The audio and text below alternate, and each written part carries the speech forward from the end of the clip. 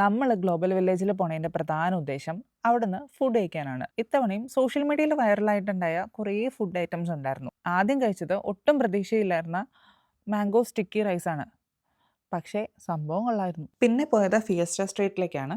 അവിടെ എല്ലാ കടയിലും പോയിട്ട് ട്രൈ ചെയ്യണമെന്ന് തോന്നുമായിരുന്നു. ഇവിടെ ഡിപ്പിറ്റിൽ നിന്ന് ഫേമസ് ആയിട്ടുള്ള ബീഫ് ട്രഫിൾ ബർഗർ ഓർഡർ ചെയ്തു. ഈ ബർഗർ ഈ സോസിനകത്തും ഈ പാമസോൺ ചീസിനകത്തും ഡിപ്പ് ചെയ്ത് വേണം കഴിക്കാൻ. ആദ്യമായിട്ടാണ് ഞാനിങ്ങനെ കഴിക്കണേ.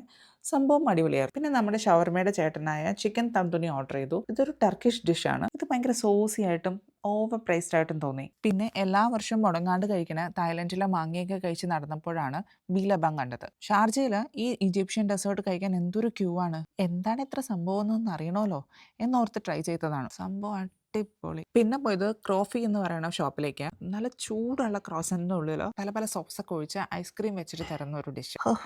കാണുമ്പോൾ വീണ്ടും കഴിക്കാൻ തോന്നുന്നു. സോ ഗുഡ് ആയിരുന്നു. മസ്റ്റ് ട്രൈ ആണ്. പിന്നെ നമ്മളെ ഫ്ലാറ്റാക്കി കളഞ്ഞ ഫ്ലാറ്റ് ബർഗർ. ഇതാണ് നമ്മൾ കഴിച്ചതിൽ ഏറ്റവും ഇഷ്ടപ്പെട്ട ഐറ്റം.